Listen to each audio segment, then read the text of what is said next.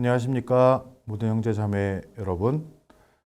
오늘은 두 번째 시간으로 고해성사는 어떻게 해야 되나요? 라는 질문을 들고 고해성사를 함께 바라보고자 합니다. 우리가 지난 시간에는 고해성사는 왜 해야 합니까? 라는 질문을 들고 함께 고해성사를 바라보았잖아요.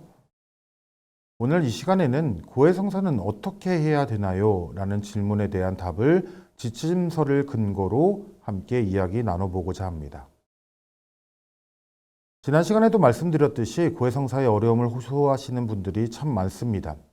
근데 나아가 어떻게 고해성사를 해야 하시는지 잘 모르시는 형제 자매님들도 많으시더라고요. 어떻게 고해성사를 준비하고 또 어떻게 고해를 받아야 내가 고해성사를 잘 받는지 이러한 질문을 하시는 분들도 적지 않게 만날 수 있었습니다. 그래서 오늘 이 시간에는 고해성사는 어떻게 해야 하나요? 라는 질문에 대한 설명을 드리고자 합니다. 일단 가톨릭 교회가 제시하고 있는 부분을 토대로 주여 순서가 어떻게 되는지 알아봅시다. 고해성사 예식서 6항에서는 다음과 같은 순서를 제시합니다. 첫 번째로는 통회, 우리가 흔히 성찰이라고 말을 하죠. 두 번째로는 고백입니다. 그리고 세 번째로는 보속입니다. 또 네 번째로는 사죄입니다. 이것은 제가 정한 순서가 아니라 아까도 말씀드렸듯이 고해성사 예식서 6항에 나와 있는 부분인데요. 한번 고해성사 예식서 6항의 해설을 함께 바라보면서 이 내용을 기억해 보았으면 좋겠습니다. 첫 번째로는 통회입니다.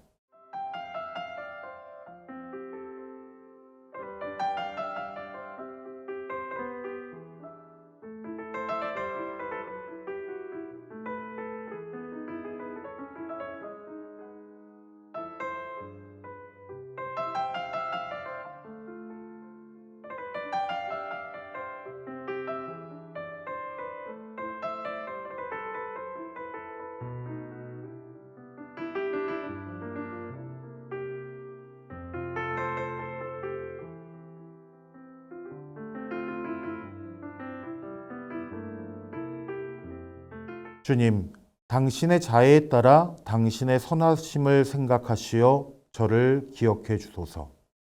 시편 25편 6절에서 7절의 내용입니다. 통회란 지은 죄에 대한 아픔과 미움으로 다시 죄를 짓지 않겠다는 결심을 말합니다. 우리가 일상을 살아가면서 죄를 지을 수 있습니다. 또 하느님을 저버릴 때도 참 많죠. 또 하느님의 사랑을 온전히 실천하지 못하고 단순히 나의 욕심이나 생각 등으로 하느님과 거리가 멀어지는 경우도 참 많습니다. 하느님과의 관계가 잘못됨을 이야기하는 것이 바로 통회의 시작입니다. 그렇기에 다시금 관계를 회복하기 위해 길을 돌아서는 것이 회개이며 통회이고 성찰입니다. 쉽게 말씀드리면 내가 잘못된 것을 깨달은 바로 그 순간이 바로 통회의 시작이라는 것이죠. 우리가 살아가다 보면 일상 속에서 수많은 유혹들을 마주합니다. 사랑에 반대되는 유혹들, 누군가를 사랑하기보다는 판단하려는 유혹들. 이는 나의 의지와 상관없이 나를 유혹하고 나를 사랑과 멀어지게 하며 나아가 나와 하느님과의 관계를 깨트리는 잘못된 부분이기도 합니다. 그래서 통회의 시작은 내가 사랑했는가?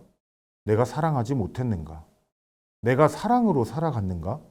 내가 사랑과 반대되게 살아갔는가? 바로 이 부분을 묻는 데서부터 시작해야 합니다. 두 번째로는 고백입니다.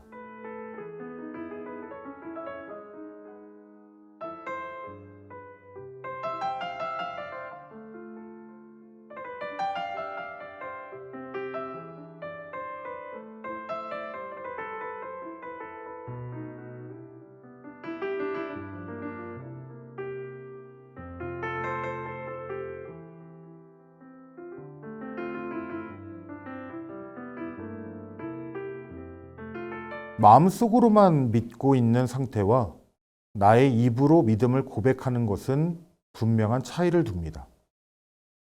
가끔 신자분들께서 이런 이야기를 합니다. 내 죄를 굳이 고해사제에게 이야기할 필요가 있겠습니까? 내가 용서를 청하는 것은 하느님인데 왜 고해사제에게 이야기를 해야 합니까? 우리의 죄를 하느님께 마음속으로만 고백하는 것과 고해사제를 토대로, 교회를 토대로 고백하는 것은 분명한 차이를 둡니다. 우리는 첫 번째 통회를 토대로 나의 부족함, 나의 죄를 깨달았습니다. 이제 그 깨달은 것을 우리의 목소리를 통해서 고백해야 하는 것입니다. 그리고 그 고백은 우리의 의지를 새롭게 다지는 중요한 행위이기도 합니다. 우리가 아무리 상대방을 사랑한다고 하더라도 표현하지 못하면 알지 못하듯 우리 역시 하느님께 표현할 필요가 있다는 점이죠. 그래서 이 고백은 교회를 통해서 하느님의 봉사자를 통해서 가능하다는 점을 고해성사 예식서에서는 분명히 일러두고 있습니다. 고해소 안에서 한 사람에게 나의 죄를 고백하는 것이 핵심이 아닙니다.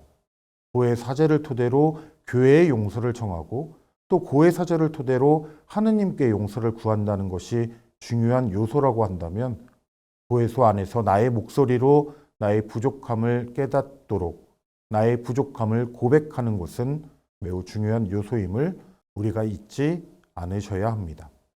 나 자신을 하느님 자비에 맡기십시오. 또한 언제나 나를 기다려주시는 그분의 인내를 믿으십시오. 그분 집으로 돌아가고 그분 사랑의 상처에 머물러야 합니다. 이것이 우리 고백에 따른 신앙입니다. 프란시스코 교황님께서는 고해성사 안의 고백의 중요성을 다음과 같이 표현하셨습니다. 또한 고해성사에 대한 부분을 또다시 이렇게 말씀하셨죠. 어떻게 죄를 고백해야 할까요? 하느님 앞에서 자신 삶의 진실을 생각하는 것, 곧 무엇을 느끼고 무엇을 생각하는지 솔직하게 자기 자신을 바라보고 자신의 죄를 솔직하게 바라볼 줄 아는 것입니다. 그러니 우리 나를 믿어주시는 하느님께 솔직히 고백합시다. 프란시스코 교황님께서도 고백에 대한 중요성을 이와 같이 말씀하셨듯이 우리가 조금 더 당당히 우리의 죄를 고해사제를 토대로 교회를 통해서 하느님께 고백해 보았으면 합니다. 세 번째로는 보속입니다.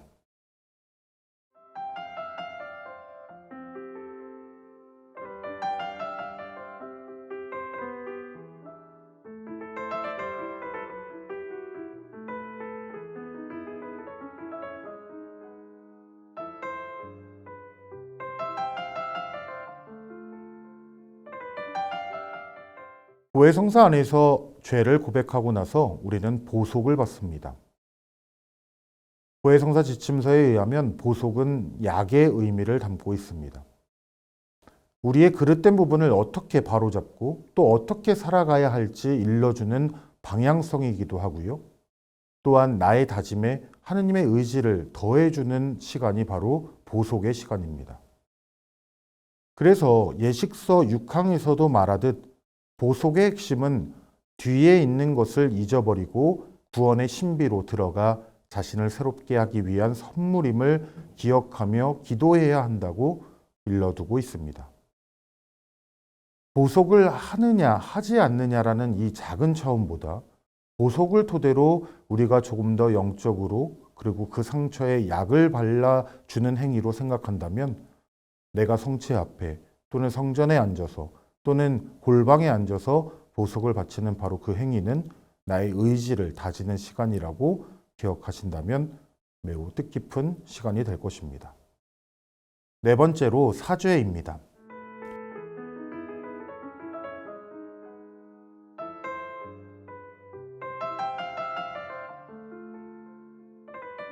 성사적 고백으로 자신의 회개를 교회 봉사자에게 드러내는 죄인에게 하느님께서는 사죄의 표징으로 용서를 베풀어 주신다. 그리하여 고해성사가 완성된다. 이는 6항에서 제시되어 있는 내용입니다. 고해성사의 말미에 고해사제는 사죄경을 바칩니다. 이 사죄경으로 고해성사가 완성된다는 점은 지침서에서도 매우 명확하게 표현되어 있습니다. 이 사제경은 마치 세례를 받기 위해 온전히 물에 빠졌던 것처럼 다시금 그때로의 회복을 뜻하며 완전함으로 나아가기 위한 삼위일체 하느님의 자비 그 자체이기도 합니다. 그래서 이 사제경의 핵심은 우리가 새로 나는 데 있으며 삼위일체 하느님의 이름으로 우리를 다시금 건강하게 회복한다는 점에서 우리는 이 사제경의 중요성을 다시금 깨달을 필요가 있는 것이겠죠. 자, 이 네 가지의 내용들을 함께 살펴보았는데요. 고해성사는 어떻게 해야 하나요? 라는 그 질문에 첫 번째 통회, 성찰 또는 깨달음을 뜻하는 바로 통회의 시간을 토대로 시작하고 또 고백, 우리의 목소리로 하느님께 나의 부족함, 나의 눈물, 나의 고통, 나의 죄를 고백하는 시간으로 이어지며 세 번째로 보속, 새로워지기 위한 방향성을 부여받고 네 번째로 사죄, 하느님의 자비를 온전히 완성시키는 이 네 가지의 단계로 바라볼 필요가 있습니다. 우리가 흔히들 고해성사라고 하면 고백, 보속, 사죄라는 차원으로만 기억하기 쉽지만요. 고해성사의 시작은 나의 깨달음에서부터 시작됩니다. 이 말은 고해소 안에서 이루어지는 것이 고해성사의 전부가 아니라 바로 우리의 일상 안에서 내가 고해성사를 받아야지라는 그런 의지에서부터 시작되는 것이고요. 또 나의 눈물, 아픔, 죄를 깨달았던 그 순간부터 고해성사는 이미 시작되어 있다는 점을 기억할 필요가 있는 것이겠죠. 그리고 통회에서부터 고백으로 이어지는 시간까지가 우리가 참 많은 유혹을 받고 어려움을 겪고 있기는 하지만 이 유혹을 이겨내고 고백하려는 우리의 모습으로 나아간다면 고해성사의 시작은 하느님과 함께 시작되는 것입니다. 또 보속과 사죄를 통해 하느님의 자비를 입게 된다면 우리는 다시금 세례 때의 그 새하얀 영혼으로 돌아간다는 것이 고해성사의 목적이자 고해성사의 핵심임을 깨달았으면 합니다. 이 네 가지 순서를 기억하시면서 이번 대림 시기 동안에 우리가 받아야 하는 고해성사에 대한 소중함을 다시금 기억해 보았으면 좋겠고요. 이 내용들을 다시금 기억하면서 조금 더 하느님께 나아가기 위한 우리의 의지를 하느님께 봉헌할 때 그 고해성사에 대한 은총을 하느님께서는 도와주실 것입니다. 감사합니다.